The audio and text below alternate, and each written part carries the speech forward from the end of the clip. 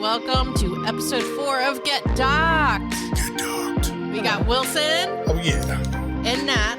Hello. And I'm Daphne. Today, we are going to discuss 3 identical strangers. Very fun. Yep. Sort of. Well, it's still interesting. Yeah. It's a fantastic documentary that takes another hard left. Yep. Yeah. So we begin the story with, who was the first one? Bobby? Bobby Shafran? I don't know their last names like that. Bobby. Let's say Bubba. Bobby. Robert. We are introduced to Bobby. Bobby tells a story about how he's off to college. Yeah. Fantastic day. He's rolling up onto the college campus, First walking day of around, doesn't know anybody, and people are walking up to him and be like, "Hey, dude, high five. What's up? What's going on? Yeah, What's happening? happy summer, man. Yeah. And then there's girls kissing him on the lips, like we're so full-on glad you're kiss. back. Getting Where have hugged. you been, And it's just- Bobby? Well, they didn't even know his name. They said, "Where have you Oh, been?" that's right. Eddie. He's like, Eddie. Eddie. He's like, who? That's not me. Imagine, how would you feel? Yeah, I mean, I Those don't random know. strangers walking up to you and kissing you and going, "Hey, how's I your mean, summer?" I don't know. I don't like attention like that. So I just think that somebody like, I don't know, like posted something. Hey, how's your summer, Jen? I'd be like, huh? I'd probably happened, go Jen? home. I'd probably just be so confused. Well, first of all, you guys don't have that happen on the regular. I'm sorry, we're not you. I mean, that's what happens when you walk in like Walter Mercado to every room. The Walt. And everybody greets me with flowers, rolling out carpets. So yeah, he shows up, starts getting his stuff ready at the dorm room. Let's do a little unpacking. Knock, knock, knock. Dude, you look like my buddy. So this other guy shows up. Mhm. Eddie's friend. I don't remember his name. Yeah. He was in the first part of the He documentary. was nice though. He was just like, I knew Eddie wasn't going to come back to school. So I was really confused. Yeah. As you would be. Yeah. Why am I looking at Eddie and Eddie's not here? It's a So he cocoon talks to new Eddie, Yeah. who is Bobby, and tells Bobby, "You have a twin brother." He just automatically makes that leap. He doesn't Yeah. say, "You sort of look like my friend." He says, "Dude, you have a twin brother who is my friend." Yeah. And understandably, Bobby's like, "Huh?" Yeah. So they get into the car. They don't get into the car. They call. Phone. They call Eddie's Payphone. mom. Yep. Yeah. They jam into a phone booth. They make the call. They're able to get a hold of the mother first. Yes. Then she hands the phone over to, Eddie. and basically Dramatic pause. a dramatic pause. And then it was like he was talking to himself on the phone. So at that moment, they decided, okay, we need road trip in the crap car. So Crap car. they all jump in there and they're hauling. Yeah, they're speeding. Yeah. Speed. This is the Speed. first day of school. You should be unpacking, partying, talking to people. Wow. First day at the campus. And they're piling into a car, driving away from to the Long school. Island. Because they've forgotten we're first day of the season? No, Mm-mm. we're driving. I've got a random twin brother. There's Yeah. another me. I got to go. That's more important than learning. I mean, They get they're going to learn something. Learn something else. they get to Eddie's house. What did it say? Like midnight? Yeah, Yeah, it was some late at night. Ridiculous hour that Late. you don't show up at Oh, some wait. stranger's house and go, They also "Hey, get you're pulled me." over. Yeah, they got pulled over. Yeah, that was great. Tried to explain to the cop. The cop's like, "Whatever. Here's a ticket. Yeah. Why are you doing 80?" He's just on a like, you're 50. doing 88, it's 50, bruh. Like, I don't care why. Just, here's your ticket. Bye. And then they got there. They get there. It's midnight. Door opens. Before he even knocks. Door opens. And there's somebody that looks exactly like you there. What do you do? Well, first of all, I get over the fact that I'm so pretty. Then I got to hug myself. I got So to hug. humble. I got to hug. Got to bring it in. I got to, Okay, Bruno Mars. I got to, Oh, okay.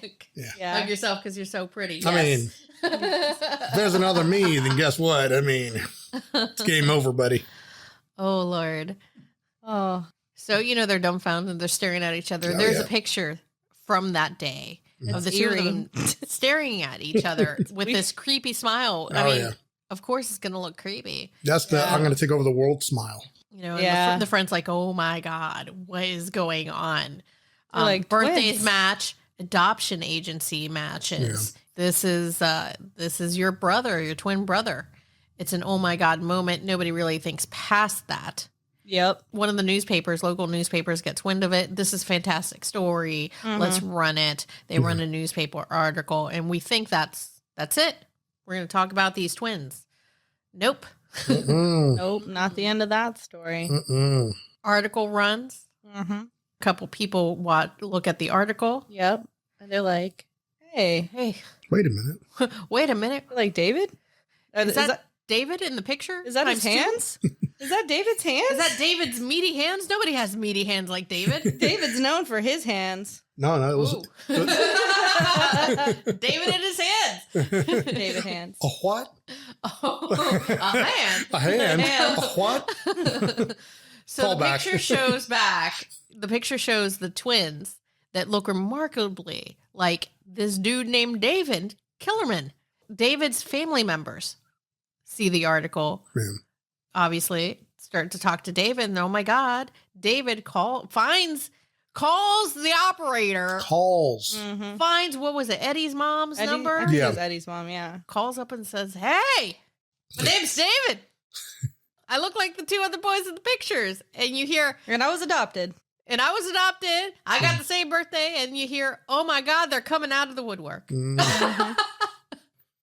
Telling you. I would have loved to have been a fly in that kitchen wall when Eddie's mom picks up the phone and finds out there's a third one. Mm-hmm. I think I would probably want to be there when all three of them meet, Yeah. just to see if the universe would collapse in on itself. Oh, yeah. The time travel. There's a warps. glitch in the Matrix. It's like, what is going on? And of course, they finally do meet. And they fall in love with each other. And you Yes. hear from one of the mothers. I know I would. I mean, One of the mothers does mention how they all just start wrestling on the floor like children, like puppies. as one Instant would connection. Yeah, they all seem to feel a genuine connection to each other. Is it imagined? Is it because they all look alike, or do they actually do kind of in some way remember being together as babies? I don't know. Yeah. I don't think we'll get the answer to that question. Well, since I have to dust off my PhD. Would you No, like some no. Grey Poupon with that PhD? And for those who cannot see it, you have to take your pinky and put it to the side of your mouth. And go, I don't know why I gave myself a French accent. Oh, my God. But it's carefree so far. So far, dot. dot. Oh, Dot, sure, dot, yeah. The newspaper that ran the original article finds out about The third. baby boy number 3 Yeah. and is ecstatic because that was a great story before. Now it's fantastic. We have got to run an update. Monumental. And the story goes national to It the point does. that the 3 boys are on TV. They are in each other's lives. The families have met. They're on TV. They're going yeah. from TV show to TV show. They're partying it up. They're living it up. They have not thought about how they got to where they are, why they were separated, any of the small details. Because at this point, it's like 3, young guys. Yeah. I mean, college they age. They They're did partying. ask them, though. They did. The parents did end up going to ask, remember? But they didn't care at first. Yeah. Yeah, It was first the it was. parents. It was the While parents. they're out partying at Studio 54 Yeah. Yeah, and doing the all parents sorts were- of stuff, the parents got together. They had a little chat and they're like, what's Yeah. going on? What happened? We're not happy. The feeling, at least from one of the parents, was a boobala. Yeah. One of the fathers went by boobala. He was very upset That's and David's concerned. David's father, he was like, I would have adopted all 3 had I known Yeah. that there were 2 more. And I'm sure that the other parents felt similar feelings. Nobody felt happy about these babies being separated.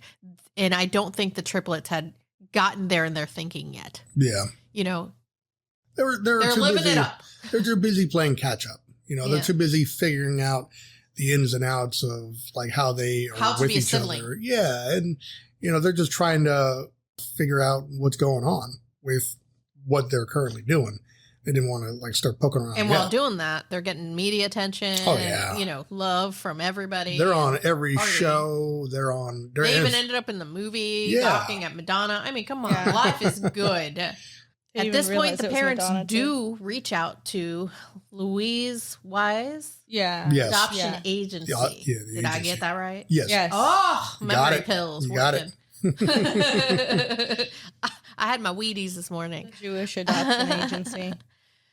And and that's another thing that was kind of, it's a very specific agency. Yes. For Jewish people. For Jewish babies, for adoption and stuff like that. Jewish babies, Jewish families, right? Yeah. Yes. Yeah. So they're... they made it sound like it was the premier adoption agency for Jewish families that wanted to adopt babies. Yeah. In New York. New York. We also got to mention that there are lots of high-end financiers and stuff like that are part of that agency or donate to that agency. Shall we get into the parents now? Well, we can say what initially was said to them. Well, I think like they basically were able to contact them and set up a meeting. Yeah. They are able to, go in there, try to hash things out, but honestly, it basically just went nowhere. Yeah, I mean, they ended up just being like, well, it's hard to get people to adopt 3 at one time. Life is hard. Life is hard. Expensive. So that's what they were going with. And I wonder if at that time, it would have been the 60s or 70s? Yeah, it was 61 when they were born. Let's say between that time period, was it common practice to separate babies that were twins and triplets? Well, I'm pretty sure they weren't going to advertise that. Like nobody was going to put that on. But I wonder if that's common practice if you have, because I know siblings sometimes are separated. Yeah, but usually they're like older or like foster care system stuff. I don't know. I mean, you could, or would we hear about it if it weren't for scientific? This whole thing. It's probably. I'm sure it wasn't commonplace to do. To say it was happening. Yeah. Yeah, but like I don't think we have enough things that were made public that would really point in that direction. Yeah. At least not that I know of. I mean, I feel like they would at least give them the option. That's the weirdest part. It's just like they did not even mention it. It's not even like, hey, you can potentially like take 3 if you want. Because even with like, not trying to compare the two, but even with like cats nowadays, if they're a bonded pair, you're not allowed to separate them, Like they at least mention the sibling, but they didn't even. I mean, it causes a lot of undue stress. I mean, a lot of stress unintentionally. I mean, yeah, but I mean, at the end of the day, it is like wealthier people. So I'm just like, you guys can't find one person that can adopt triplets, maybe? And that's kind of where it's that whole explanation kind of just goes nowhere. It kind of dies right there flat. Yeah. The parents leave upset, except for one who has to turn back around to get an umbrella that he forgot in the room. Yeah. And he's completely left with the scene. He walks in on a scene where the people from the agency are celebrating. Yep. Oh, we dodged a bullet, man. Open the champagne, clink, clink glasses. And he's super Saiyan man. I mean, he was just not happy. Yeah, he was sketched out. I mean, he walked in on them toasting to each other. And then it's just like, what are you toasting? What are you toasting? What did you win? Yeah. What do we not know? Everything. Yeah, and at that point they still don't really know, but you left with that icky feeling. And then there was David's dad. What's it? Bubba? That one? Yeah. He was the one that was the like poorest, I guess, like the lowest class of the 3 parents. Yeah. And he was like, I would have taken all 3. And so even with that, you're just like, dang. Like, and to be fair, it once they knew about each other, he was the one that came out and automatically said, I've gained 2 sons. Yeah. I have more kids. And they said that they spent most of their time at that house while that man was still alive. Rest in peace. Well, I think he was probably the one who was the most open about like, just, okay, you guys are with us now. So, yeah. And I think Bobby's mom was also pretty excited about having them around. Yeah. So. And there's got to be like a really cool feeling about having one son, then realizing, oh, well, he's got 2 other brothers, And then having them all three together must feel like when Voltron connects, you know, it's like the power combined, you know, it's, I know my brothers aren't twins or nothing like that, but when we get together, we're going to have a good time. Yeah. You know, so like when you get your family together and stuff like that, there's a feeling. There's a cool feeling that gets multiplied. So I couldn't even imagine. They didn't just gain they gained other family units. Oh, yeah. You know, it was a whole extended family that was gained through that one connection. And I think that's why, like, it was just immediate, just locked in together. And the insidious nature of that meeting just kind of raised all kinds of red flags at that point. So it's kind of like, okay, well, obviously these guys aren't really telling the truth. Yeah, but no one's like really there to press them just yet. Yeah.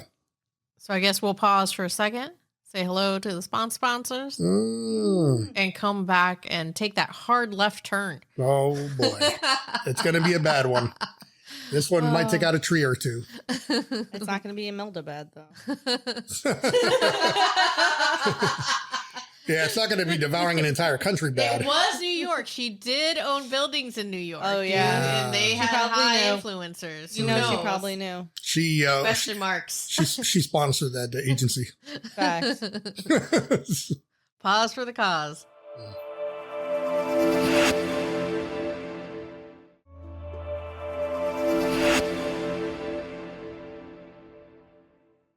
Welcome back. Part 2, Get Docked. We are talking about 3 Identical Strangers. We just spoke about the feel-good portion of the doc. We were pulled right in. All the 80s music. The high-speed car drive to the other house to meet the twin. And then there's a third one. And then Madonna. And then Madonna. Madonna. Club 54. We're partying in New York. Oh, yeah. Having a great time. And then you have like the similarities between the boys. They've been on all the TV shows. They smoke the same cigarettes. They like the same girls. They even have the sisters that are all the same age that are also adopted. Yeah. Oh, and with that, we take that hard left turn because throughout the documentary, we see a couple of journalists who talk about their experiences and researching the story. And there's one in particular that comes across an article about some secret secret twin study. Dun, dun, dun. Dun, dun, dun, dun. And guess who the adoption agency was? 2 guesses. Bad people. Did I win? It was the Umbrella Corporation. You're welcome. Oh my gosh. Not again. It was Louise Wise Adoption Agency, which no longer exists. So hopefully we're safe. Right? For now. We're safe. What are they going to do? Separate us? Oh. Too soon? So Louise Wise Agency, we find out that they are involved in a scientific study where they separate twins and in this case triplets. Yeah. What are they studying? We are not 100% sure about that. What we do know is parents were given a child. Well, actually what we can deduce is that parents were vetted. Yeah. They adopted one female child, at least in the triplet section. We do meet some other twins that were a part of the same study for a brief moment in the documentary. But specifically speaking about the triplets, each family adopted a female child about the same age. I think they were elder, weren't they? Yeah. Yes. They were the older sister. They were the older sister. They were all 21 when they got. So I think the only difference was supposed to be the class. Yeah, so it was a class. So you have a poor family, a middle class, and an affluent family. And so they separated the twins. One goes to each family, and the idea was to study. It's debated.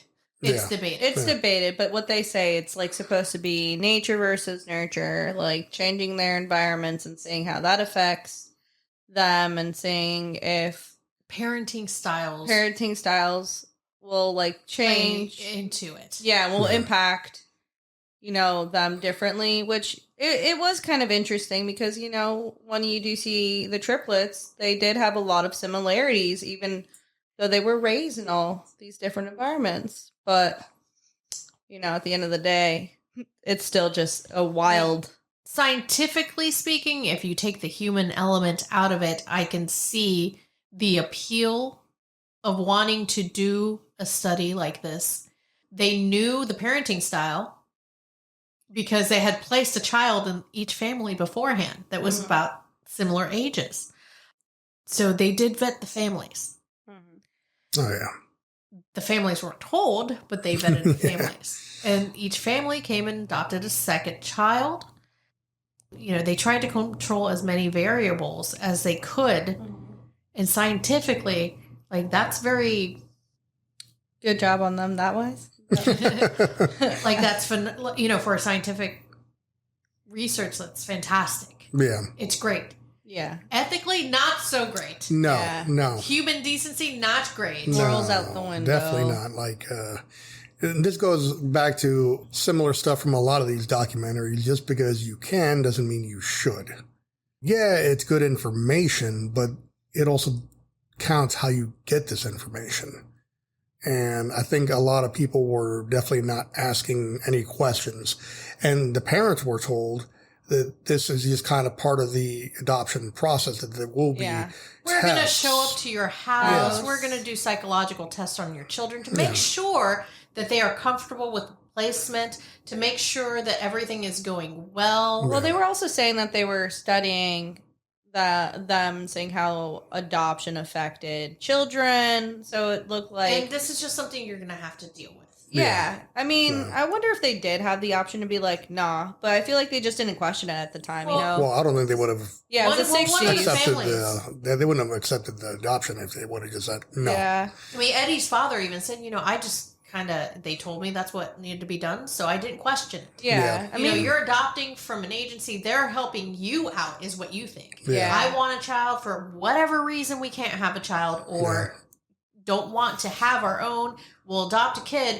They're helping you out. You're thinking you're doing something great, and they're like, we're just going to drop by, make sure everything's okay. Oh, and no problem. High fives. I'll make you some tea. Yeah. And you also probably think that you're going to do something impactful, because I'm like, oh, you're studying how adoption affects these kids. That's dope. Yeah, sure, go ahead, study my kid. Yeah, you'll feel like, okay, well, the information that they get hopefully be helpful for the next person who adopts, or it'll be easier for this or easier for that.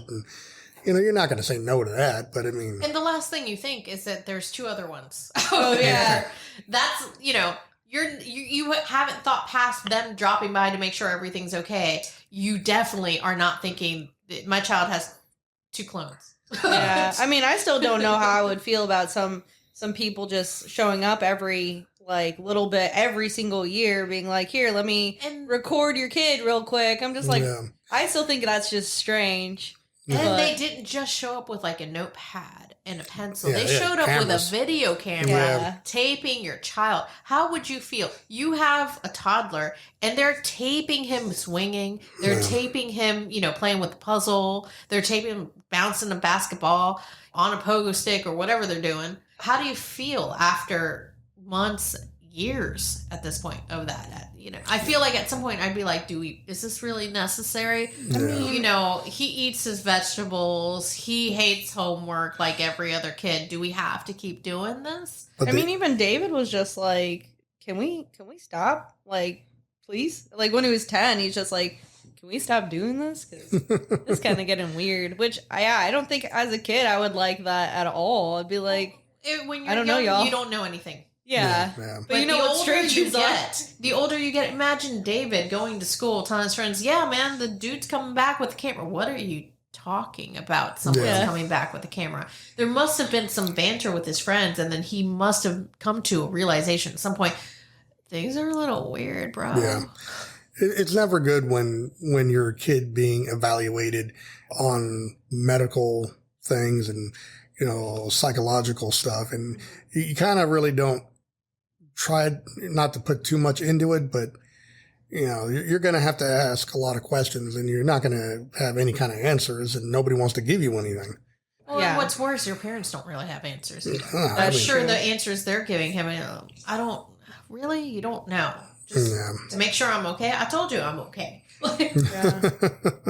What are you talking But about? obviously something was up with them too, because even like the parallels, like with Bobby and David both like hitting their heads against the walls or the crib. That was the other thing. When they were first split up, there were signs of issues. Separation anxiety. We are assuming that it was separation anxiety. We're not quite sure about Eddie, but at least Bobby and David showed signs of something going on where they both were banging their heads against the crib or the wall and having a lot of issues when they were first placed. And I'm sure that was not fun for the parents. They must have been wondering what is going on with this child and feeling some sort of guilt. Yeah. Who knows what they're like, what did I do to him? You didn't do anything really personally. But the agency separated these kids, and kids, you grow up next to these masses of cells that grow up with you. There's 3 of you, and all of a sudden you're by yourself in a crib. There was a description by one of the mothers talking about how cold that would have been for a baby. You're laying there, you're used to having two other people next to you, and all of a sudden you're by yourself in a crib. That must have been at that age terrifying and traumatic. Oh, poor baby. They're not old enough to know what a hand is, but they know that something was there before and it's not there anymore. They could not comprehend, so they were banging their heads. Separation anxiety. Not great. We move on in the documentary to the point where the triplets now start questioning, how did we get here? Yeah. Mom, dad, everybody. Moms and dads went and had this meeting and nothing came of it, but now I'm curious. We've done the partying. Yeah. We had our fun. We had some fun. We've moved in together. Yeah. We're trying to learn how to live with brothers that we haven't really lived with before. Yeah. After the age of 6 months. How did we get here? Dramatic pause. So we now move on. The kids are now trying to figure out what happened. They start to do a little digging. Mm-hmm. We also are introduced to another set of twins that have found each other and who were also part of the study. We are now getting more facts about things, and it kind of throws the reason for the study into a little bit of doubt. Yeah. Because we find out that the other set of twins that has been introduced, their mother had some mental issues going on, depression, and we find out that the twins reached out, met their mom, didn't really do anything past that meeting, decided that we already have parents and she's kind of the triplets. Not all there. Yeah, the triplets. They reach out and they find their mom. You know what? By going to the library and looking through birth records. Mm-hmm. Yeah, that's a lot of work. Well, I think what David said is that they were young and they were able to drink a lot and she was able to keep up. And that's kind of how he described it. It's like, I didn't feel too great about that. Like a red flag. Yeah, he's just like, I don't know how I'm feeling with that. So they met her. To be fair, 20 years before this meeting, she gave up triplets. That's true. I don't think she was in high school to ever run into them. That was a thing. It was a prom date, prom night, accident. It sounded like she didn't feel great about giving them up. No. Felt guilty, and all of a sudden there's 3 kids that look exactly the same. They're saying, "Hey mom, what's up?" I think anybody would be drinking. So I don't know if that was a fair assessment. I mean, I guess like the whole element of like being able to keep up though, like maybe like alludes to the fact that she might have an issue or a problem. And we do get confirmation later on in the documentary where there are some medical records that show up, and it seems that she might have had depression issues, which plays a part also with who is it? Eddie. Yeah, the manic depressive. So one of the triplets ends up having some issues. and unfortunately takes his own life. This happens. The triplets had moved in together. They opened up a restaurant. Things were good. For a Then they kind of took a little bit of a turn where it's three adults learning how to live with each other. It doesn't matter if they were related and knew each other when they were 6 months, 6 months. They didn't really know how to communicate with each other, talk to each other, deal with each other. It's hard. One of them moved out. The other two took it really hard. It was Bobby moved out because David stayed. He left the business as well. Left the business because I think at that point they were all married, so they weren't even living together. Yeah, they all I think one of them lived across the street from the other one. So Eddie lived across the street from David. David, yeah. And he left the business, so it was just the two brothers, one working in the kitchen, the other one working in the front. David, I think, was up front, and David, realized, where's Eddie? Yeah. What is going on? Well, even just leading up to that, though, Eddie started displaying like the weird behaviors. He started reaching out to people he hadn't talked to in like 2 years, 10 years. He just like calling them in the middle of the night, like, hey, what's up? And then he ended up going to the psych hospital for a little bit of time. We do get a mention that David had been in the psych hospital when he was in teen years. Yeah. They never explained that. Mm-hmm. So, but apparently, like, all the brothers had some issue with depression and here or there at one point in their life.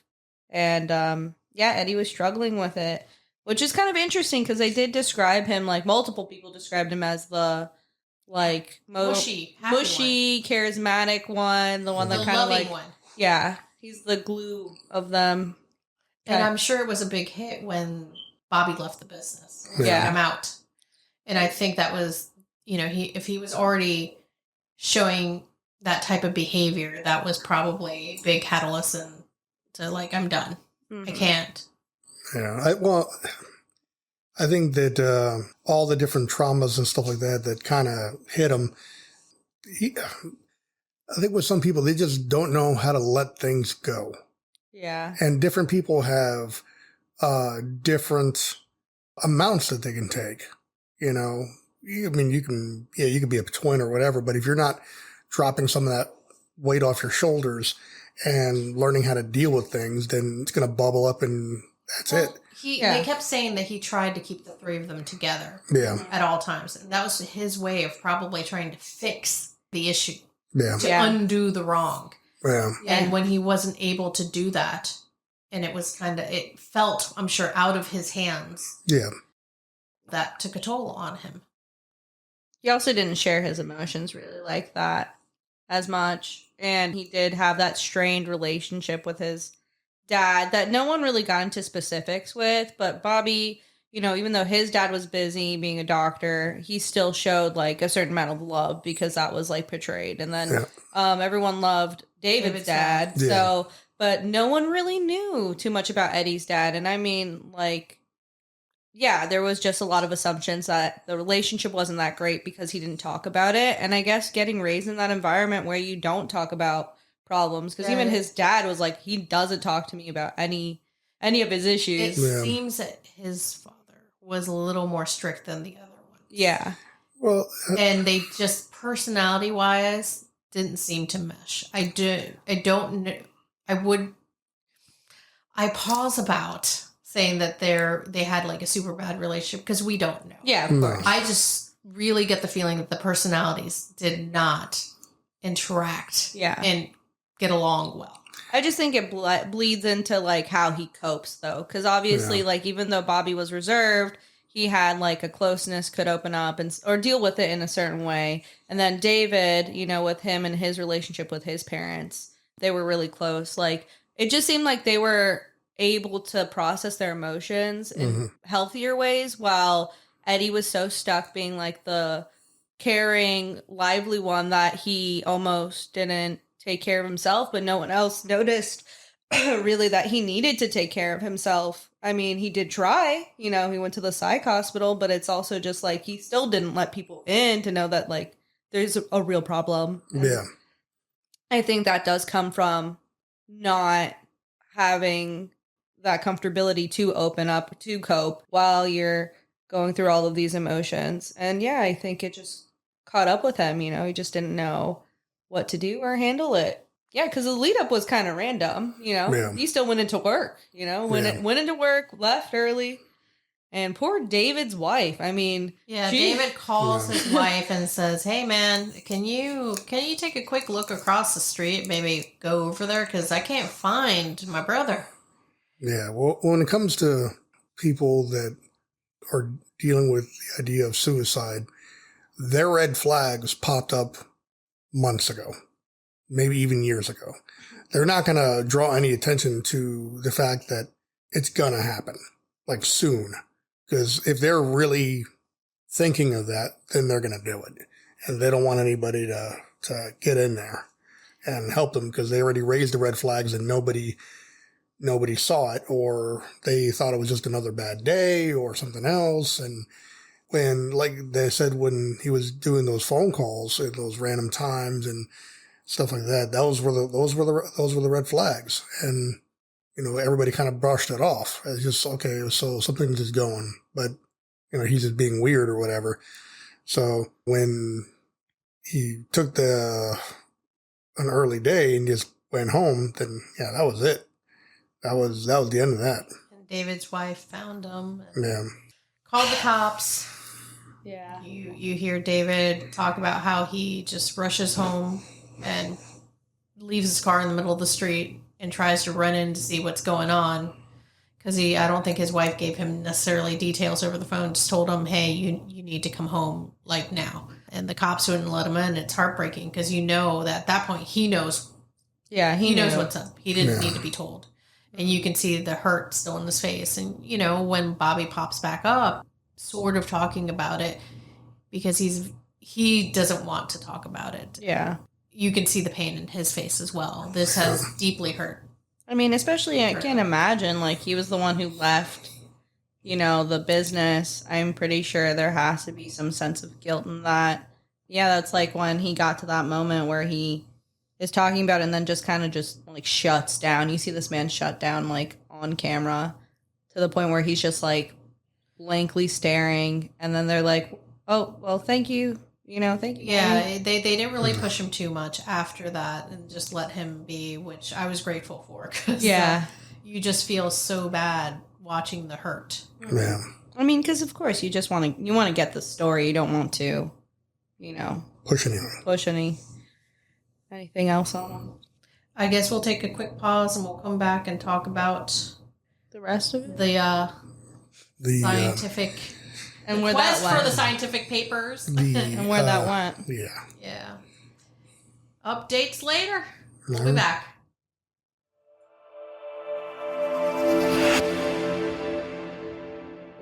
Hi, this is Daphne, and I would like to thank you for checking our podcast out.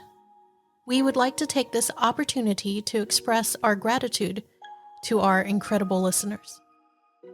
A special shout out goes to our devoted fans tuning in from New York, Maryland, Virginia, California, Bermuda, and Brazil. Your support and enthusiasm mean the world to us, and we are thrilled to have you on this documentary-filled journey. Now here comes a small favor we would like to ask of you. If you are currently enjoying this episode, we kindly invite you to take a moment and show some love on Spotify or your preferred podcast platform.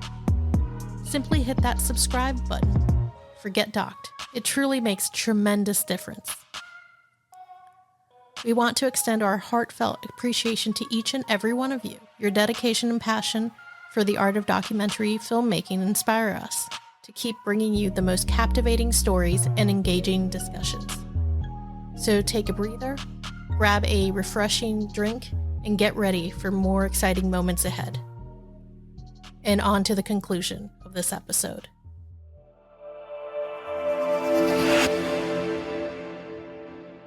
And welcome back to Get Docked. We are still talking about 3 identical strangers. The next part, the documentary moves on. We get some update on the search for scientific documents. As a triplet, of course, they want to know what happened in the study. Yeah. The study was never published. However, the documents they do exist. The doctor in charge of the study, I think, has since passed away. Yes. Yeah. So the papers reside over at Yale. Yes. Tons of them. 66 boxes full of documents. Yes. And you would think that if you were part of that study, there's videotapes of you, you're one of the subjects, that maybe, just maybe, you could read some of it. Yeah. You would be wrong. And they even tracked down some of the other people that were associated with the project, not for long periods of time, but, like an assistant here, an assistant there, people that were kind of just in there for only like a couple months to a year. But they didn't seem to have a big grasp on the full picture. Yeah. However, I'm not sure if that's because they were not talking about it or they just didn't know all the specifics. I think they were also being lied to also. I think that they were under the assumption that this is just a study for blah, blah, blah, blah, blah. Because, if you're only there for maybe a year.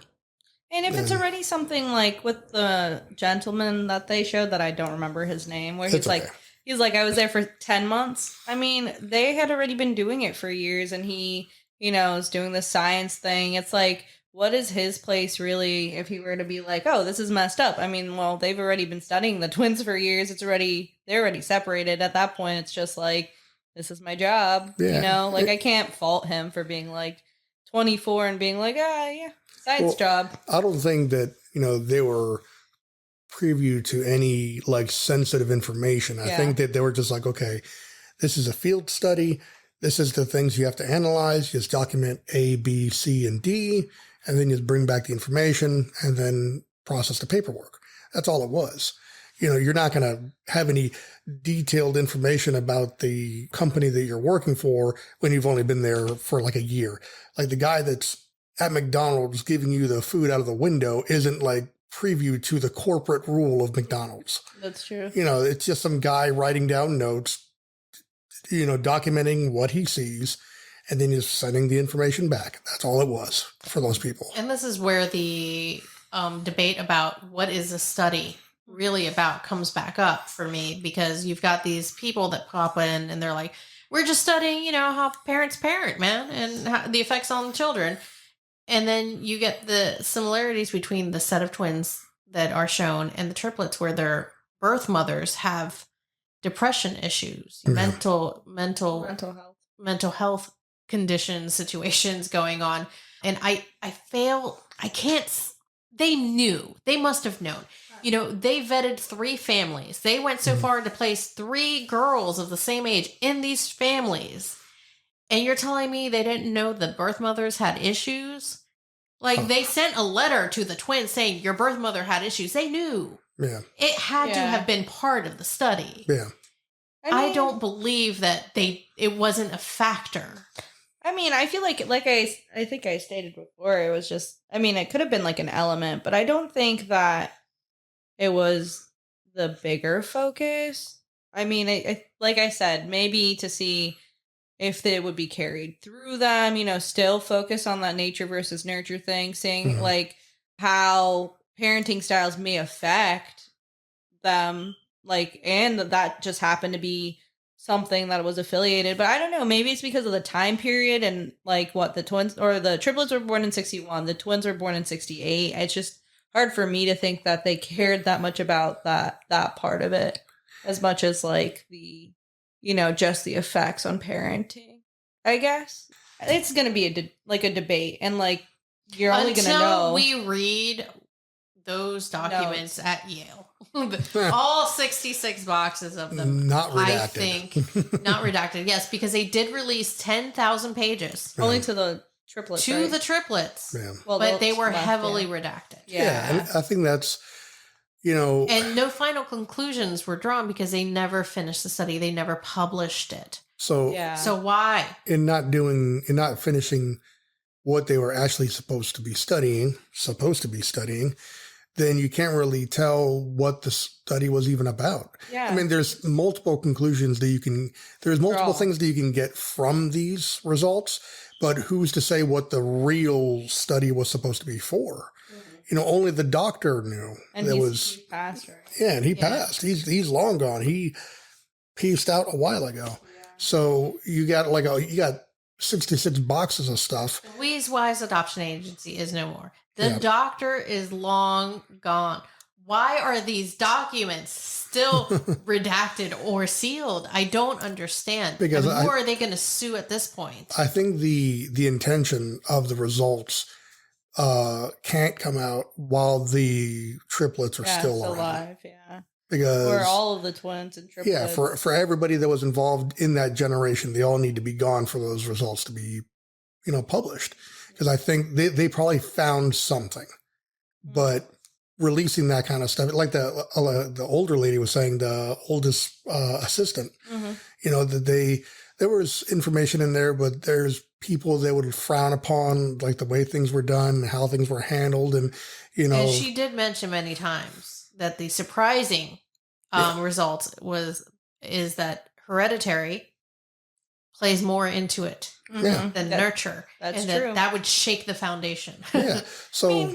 And you saw that with the triplets, even them saying like, I would think a thought of mine is original just for my brother to have said that 5 minutes before me. And so it is kind of interesting. Is it like, do they think that people aren't ready for it? Like, what is the real reason that you guys are hiding all of this information? And I don't know, like there's a sneaking suspicion that I feel like that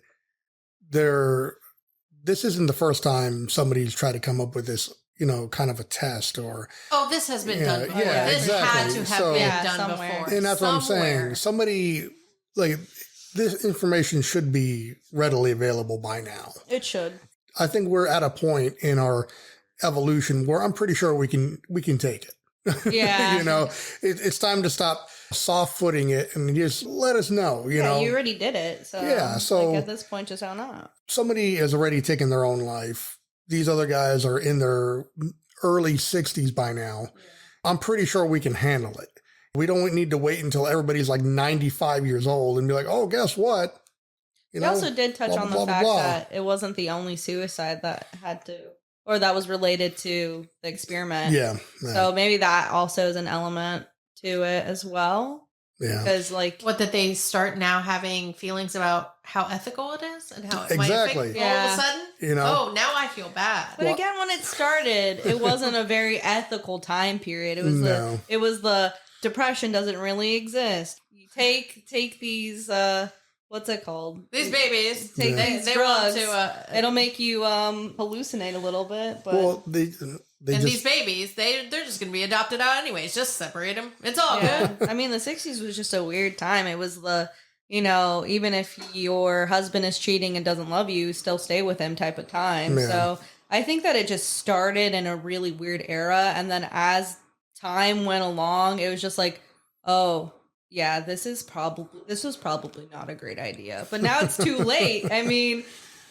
Well, yeah. What's done is done. The damage has been done. These families have already had to deal with the repercussions. At least give them the reason why.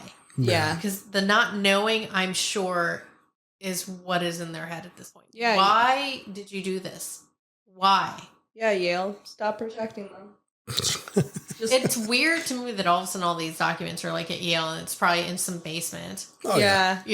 Like, come on, Yale. What you doing? What you hiding? For who? Just open up those legal boxes. I mean, and the thing is, even with them talking about what was studied, it's like that's what's so confusing too, because it's like it's a lot of different stories. Yeah, I mean, it's like bits and pieces. You can't tell what it is that they were trying to pull when you're saying, like, they're saying, well, they were testing my hand-eye coordination and how many times I can jump on my pogo stick. I'm like, what does that really have to do with, mental health? And then the Rorschach test. And puzzles, IQ tests. I don't know, man. And that's what I'm saying. Like, they got all these boxes of all this data. And I think that when you're collecting that much information, it's not going to just be for one single thing. It's going to be for multiple things. Like if you're... That was the other question I had, because it's so much to go through. Yeah. So like, do you think they started off with one intention and then all of a sudden they're like, we can branch this out into like 3 studies, and then just got ahead of themselves and weren't able to finish? Well, I think what could possibly happen was they're like, okay, like you said, like we're going to do this one thing, and then we're going to have all these different results. And while we're here, let's go ahead and test A, B, C, and D. And then that might solve for questions that we haven't even answered yet. So like when you're getting evaluated, your, eye-hand coordination, your stamina, your, ability to do certain things, the way you talk, the way your mannerisms and stuff like that. That's why when the 3 of them met each other, all of it was the same. Their mannerisms were the same. Their smile was the same. The way they presented themselves was the same. Even like their haircut was almost the same. Yeah. So you have not only just one study of one person going through their childhood, you have 3 of the same studies that basically collaborate with each other through their entire childhood. So you can basically take all that information and use it to answer multiple questions. I don't think this was just a single question that they were trying to answer. This is them collaborating with the idea of basically 3 clones. Yeah. They're exactly the same, the same father, the same mother, with 3 different families, so 3 different environments. So the equation is the child. The variable is the environment that they're in. That's the only difference, because they all had the adopted sister, but they had different statuses in their family. All of them probably had the same mental situation. So this is a study on evaluating how they are with all these different variables that are changing around them. And then when they meet each other, that I think was also intentional. Yeah, I think it was intentional. Yeah, because they were only like 100 miles from each other? Yeah. Eventually they're going to meet up. They're going to bump into each other. Something's going to happen. And they weren't just the only test. There was multiple twins and stuff like that. So eventually... Someone got a number from the group saying 6 to 8. 6 to 8, yeah. Which I don't believe. I got a feeling. But do you think that they're all within that 100-mile radius? I just don't think that they thought that far ahead that they would meet up. Well, I think that they probably stuck within that radius for the... because it's cheaper to travel. They had the same guy visiting all 3 places. Exactly. So I think it was a decision regarding money and travel. Yeah. But I don't think it was intentional in terms of that they wanted these 3 people to meet. I mean, I still think that because I think if what's his face didn't go to the college. Yeah. Well, the other would they have ever met? Well, I think maybe not them, but the other twins met. Yeah, they did. The ones that were film students. They were, yeah. But I don't know. I think that it wasn't. I think if they really didn't want to have them meet, then they would have worked way harder. Put them farther away from each other. To put them farther away, because but even at that point, though, past a certain age, they stopped the psychological test. It was done.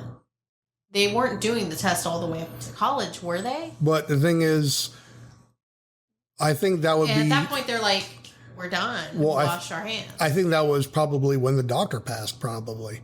I think that was the only reason why that study stopped.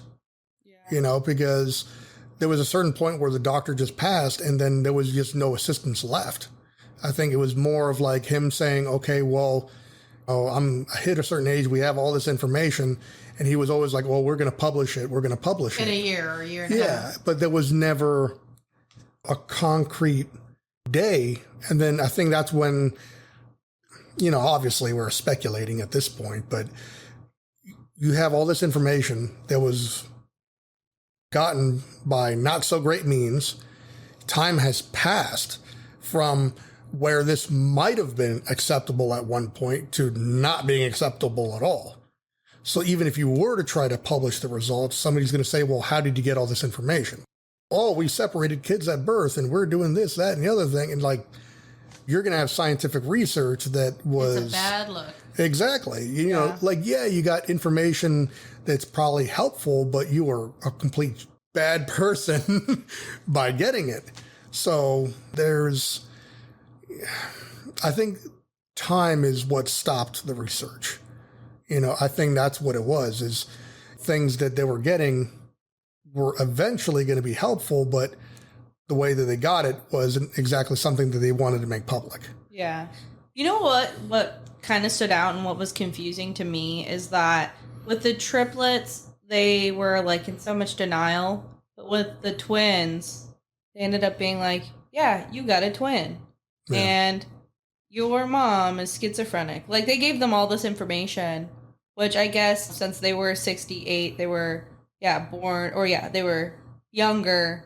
I wonder what made why them, they don't want to do it for the triplets. the triplets, or why they were so like open with the twins, and they were just like, no, the triplets, you don't get information from us, but the twins, sure, here, this is. I think that maybe that probably depended on the results that they got. I think that, well, the twins are also both alive. yeah. You've got a triplet that it has passed on, and at this point, do they want to release that and be blamed somehow? But I mean, it also depends. When did the twins did they find themselves, like, each other when the triplets were still alive, or was that after? Because they didn't really explain that timeline, because it was still a little older. Yeah, I think with the way that the footage looked, it looks like it was like in the 90s? I think might have been around the 80s. 80s for the music. For the Club 54. The triplets were the 80s, right? And then the twins were the... No, the triplets were the 70s, because 54 closed down at the end of... When did 54 close down? Because they were born in 61. They were 19 when they were met, and then started touring when they were like 20-ish. So it should have been like early 80s. Yeah, I think it was like early 80s. And then, so I would assume that it could have also been that maybe with the twins they tried a different approach, because they didn't send research documents. They just gave a summary.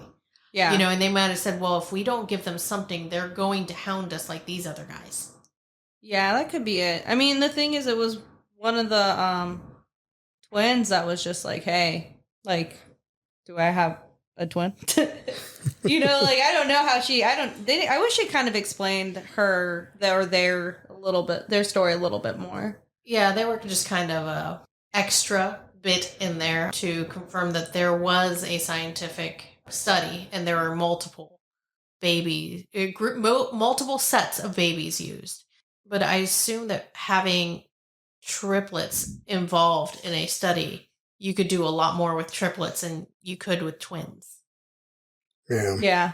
So who knows, maybe those two studies were different. Mm-hmm. And they also, since they started the twins later, they probably barely got information like they did with the triplets.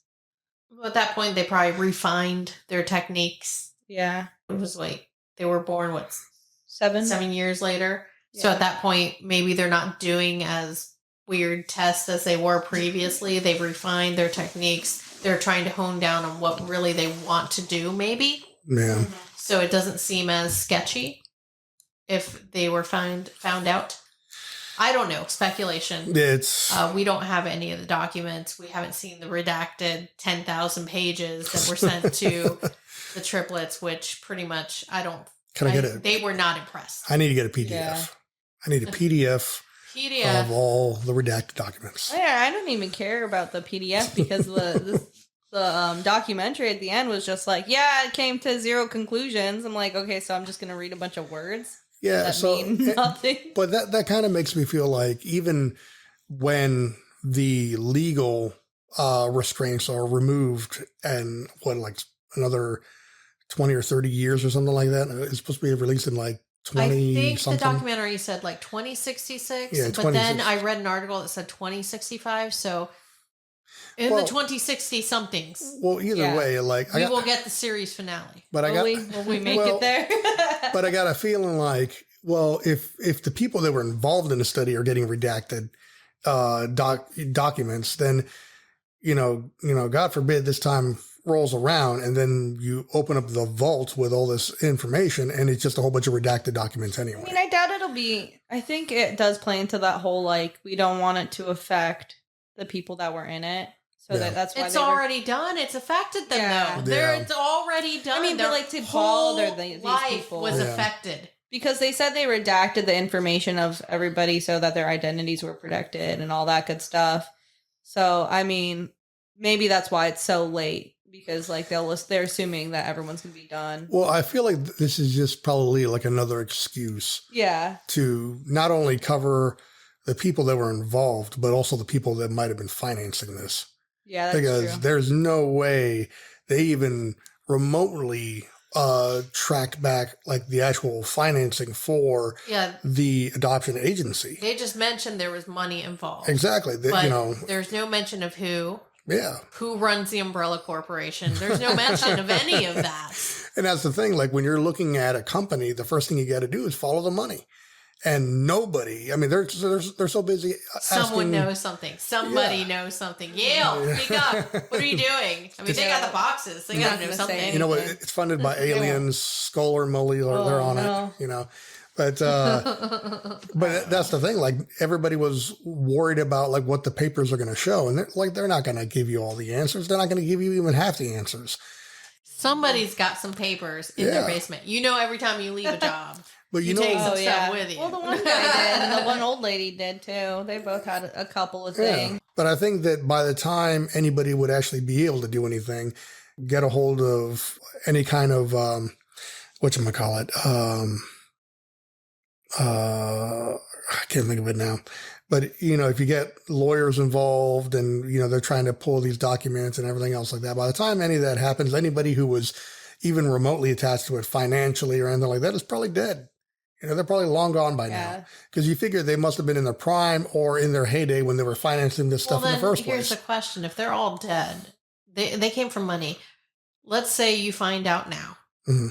Who financed all that? You're still alive. You were in the study. They've messed up your life. Yeah. You can't go after the person, but their estate is still around. Can you go after the estate? I doubt it. They probably went through so many legal loopholes that you probably can't touch them. They're probably, they themselves are probably represented as themselves, but they probably have an LLC that was using the financing to go to the actual adoption agency. I don't know, man. I mean, there was a lot of lying. There wasn't really consent. So I feel like somebody could finagle a way to sue someone if they found out. Yeah. And that's why I think that the redacted documents are more for people that were financing that stuff than, some of it was and from that's the just other people. us talking about Yeah, suing. That word never crossed anybody's mouth on the documentary. I think they are more interested in the information and why. They never said, that's just us going, man, we would sue. Exactly. Yeah. What is going on? I mean, if there are some people that are still redacted, that begs the question, are there still people out there that don't know that they're twins?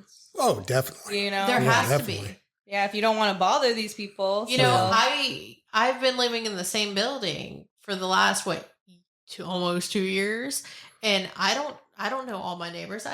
They're way less than 100 miles away from me, no kidding. and I've never seen their face. So, you know, well, they didn't have Netflix back then. They had to leave their house back then to do anything. Lucky I even go out anymore. Right? I don't even food shop anymore. I just place an order at Giant and have it delivered. But, you know, I can see them going through their whole life and not running into each other and randomly running into someone. Hey, man, I saw you at the grocery store. No, man, that wasn't me. I guess they just looked like you. And then moving on. Yeah. Yeah. And that's why I feel like that number is kind of low. It's got to be more than that. That is not a good sampling number. Exactly. It's got to be more like, I would dare say 20. 20 twins. Not like, okay, so like 20 sets of babies. Even think of the timeline of the people that are actually doing the research. So they said to themselves that they were only there for like 15, 20 minutes to study one person. You're in a 100-mile radius, you have 3 other people. So that's only going to, you know, depending drive time and everything else like that. And this is like what, 1960s? Even if you spent with travel time. Yeah. Even if you spent with travel time and small talk, an hour each, that's still 3 hours that day. Yeah, you can. What were you doing the rest of the week? Exactly. So these guys do nothing but research. If you're working a 40-hour week, let's say, how many other people are you going to visit? That's true. So, I mean, just like bare essentials, work day, you're going in, you're putting in your 40 hours. How many, take drive time, take, lunch break, whatever. You're probably going to be looking at a couple hundred people in a month. Like, because you can hit 4 people in a day, given traffic and everything else like that. Given traffic in a 100-mile radius, you could probably hit maybe 5. Maybe 5. If you try hard enough. So 5 in a day, your radius, you basically section everything out to a certain radius and who's in that location. You go there, you hit all those people, you track all your paperwork. Because you go also to the have next to one. think 100-mile radius. Yeah, they went to see each triplet. Right in between those 2 houses, there's another 2. Exactly. They belong to other baby sets. Exactly. There's your 5. Well, there easy. also could have been different research teams. Okay, these I people assume are assigned to these twins. You're assigned to these triplets, and then so in one day they're probably visiting pretty much everybody. Yeah, and that's what I'm saying. The numbers multiply themselves as soon as you start thinking about okay, well, if I'm part of the research team and I'm working 40 hours a week, then I'm hitting a lot of different studies. And especially they didn't go every day. No, it was once a month. Yeah, so once a month. That's what I'm a lot saying. Of people, man. That's what I'm saying. That's a lot of people. Yeah. So you're. Let's say you have a week off to kind of catalog what you've gotten, but you got 3 other weeks to hit people. Exactly. That's true. And that's what I'm saying. If you're only getting 15 minutes of information when you're doing your study, how many other places are you hitting on the way back to wherever you're doing your documentation from? Then you give yourself a little bit of time on probably Friday to give yourself a complete catalog of what you did for the week. You hand it in. That's your report. You do the same thing next week, but you're not going to be hitting the same people. No, because you're hitting them once a month. Exactly. You're doing it once a month for 15 minutes. So how many other, nobody's asking these questions because we're sitting around just thinking about this. Just do the math. Just do the math. Because, these guys, 11, 12 months they were working at a time. How many people's houses were there? There was a list. And there was a log. those were the ones that didn't have all the details. No, they were just writing information down. I mean, the older lady definitely was there longer, but she seemed like she's she not liked going to to say gossip, anything. and she was she was all up in everybody's business. She was there for the old man, man. She's just this man's attractive. This man's she attractive. was digging it. She's just oh, so handsome. Yeah. This guy, so handsome. She was a character. Handsome. Yeah. She was funny, but I doubt she would actually be honest about it because she definitely looked like she had more of a connection to the doctor. Yeah. It would seem not necessarily romantic, but there was more of a connection there. She's not going to throw him under the bus. Eyebrows. And she also made a point of saying, I wasn't the main person. I'm just a side character. Exactly. Yeah. So she's not going to spill any of the secrets. But the thing is, you I was there. There were babies. That's it. You sidestep that hard, it's a red flag. I mean, she did something. Yeah, she sidestepped that one pretty quickly. She's like, "Don't kill the messenger. I'm just here." There were babies. I confirmed that. Yep. You're welcome. What if the doctor real was handsome? Yes. Yeah. Going back to Sweden. I'm out of here. What if the real secret to why they're not releasing it is because they got no information? They're just dang, we traumatized all these kids and nothing is conclusive. So let's just bury it and pretend like we didn't do that. I think after a while they would have just glued something together. Yeah, I don't know. Yeah, this kid manipulate the findings. Manipulate. Manipulate the findings. Manipulate the voting. We got a whole bunch of manipulating going on. I know. They're like, oh, this is embarrassing. We're supposed to be researchers. Oh man. Yeah. This didn't quite go the way we planned it, but we're not going to destroy anything. So we're just going to, hey, Yale, you want a whole bunch of stuff we're never going to use? Yale storage unit. Yale storage wars. Can you imagine? It's what messed up thing that Yale's hiding for other people do you want to be a part of? They got to put it in auction off. They got to put it in a smoker. And then be like, I said a what? I said a foot? That's what's going on. The research results are in a smoker somewhere. Oh, no. Maybe I really want Imelda to just care for no reason and be like, I demand these documents. I'm telling you. I need Contact them. Imelda. She gets stuff done. Please, Imelda. Mama. You know what? She's going to Do buy some good in Yale. the world. She's going to buy She's Yale. going to buy Yale. Yes, and She'll release the buy Yale, documents. and then she'll just throw the documents in the dumpster to make room for more shoes. Yeah, she will. To make room for more shoes and short neck giraffes. No, but she likes to keep paper, obviously. Yeah, she needs that area for her next court cases. For all the other cases. For the court cases for her son that are oh, coming no, up no. for the future. And her grandchildren. That went This downhill will quick. be your court. This is for your court stuff. This is for your court stuff. And it's just like these really big warehouses of Yeah, just just- space. Moving kids out of the dorms to make up for it. Can you imagine? One things you get being one of the Marcoses is a whole big unit just dedicated to your future criminal cases. At Yale, no less. At Yale. You know what? Alleged. Alleged. Don't get mad, For lawsuit purposes, alleged. Totally made up. It's a joke, Yale. Yeah. Chill. Calm down. Both of you, Marcos, don't hate us. Yeah. Don't worry, Milda. You're cool. Your shoes are cool. It's fine. Yeah. I'll take that Picasso, though, if you're giving it away. She doesn't have one. I don't know what you're talking about. Oh, yeah. Your alleged Picasso. Alleged Picasso. And I would allegedly take it off your hands. She only has pictures. If you don't know what we're talking about, listen to our previous episode Absolutely. on the Kingmaker. I believe that was episode number 3. Trace. Yes, it was. Trace. Number 3. Very sad one. Yeah. Just like Sad this one. one. We're going to have to find a more uplifting documentary. We're going to make one on clowns. I like clowns. It'll be scary clowns. Though. Scary clowns. I like those too. Well, I think all in all, I would definitely recommend this documentary. It starts super feel good. Yeah. It pulls you in with that feel good story and then makes that hard turn into sadness. But I'll tell you what, this would cause some people to do a deep dive if they're big conspiracy theorist people, because this is going to be like, oh my God, I knew it from the very start. Oh, if you're just as mad at Yale for not releasing documents, I did see that someone did create a petition on petition.org to get those documents released. Jump on that. Yeah. Get it done. Get them. Please release them. Unredact them. Yeah. Unredact them, I'm pretty sure at this point All we can take 66 it. boxes. Yeah, I'm pretty sure we can handle the results now. Yale says we're not ready. Yale's like, nah, bruh. That's the official letter we've received. Yeah, I mean, it's... Dear colleagues. Yeah, no. Yeah, nah. Best regards, Yale. Yale, bruh. Yeah, no. YOLO. Not YOLO. Oh, Jesus. Not the YOLO. Not in 2023.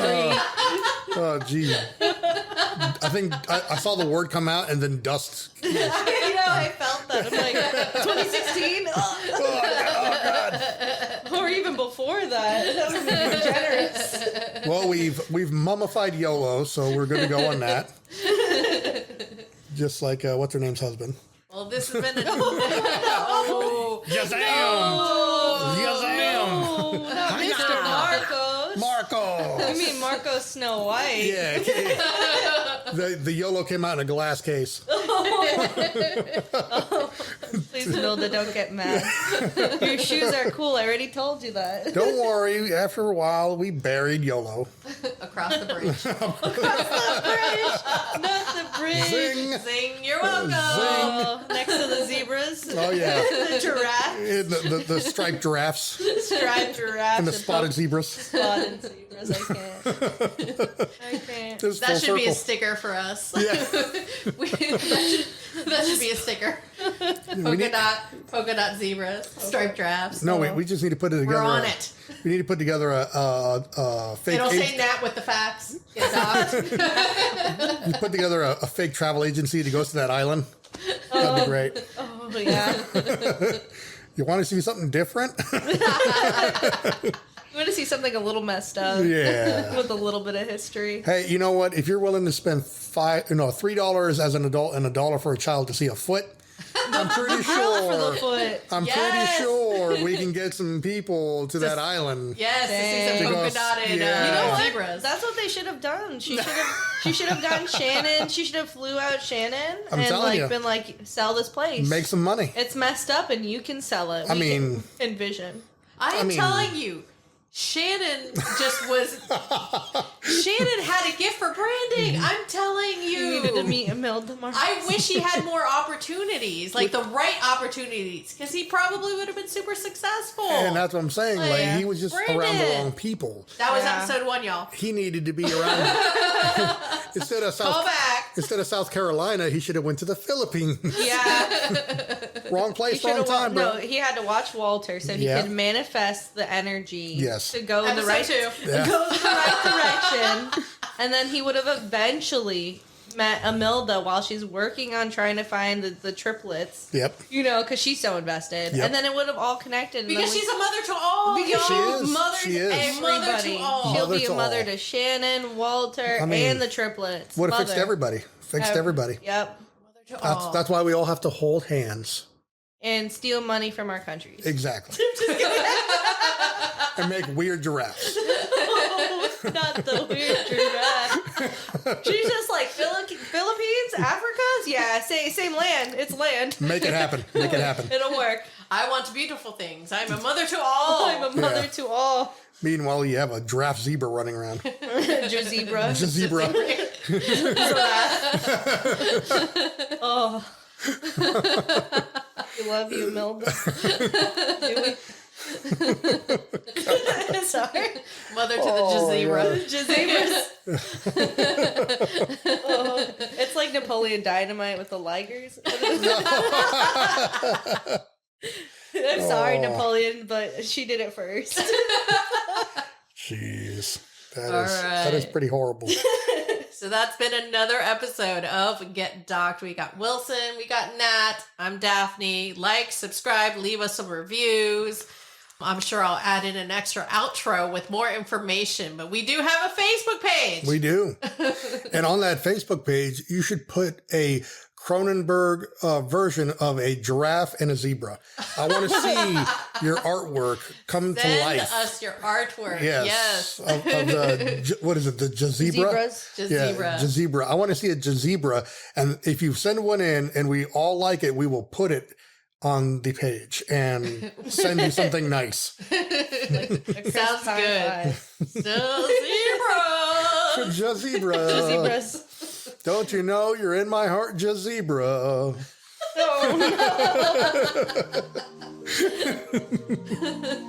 no. All right. See y'all. Bye. Bye. Bye.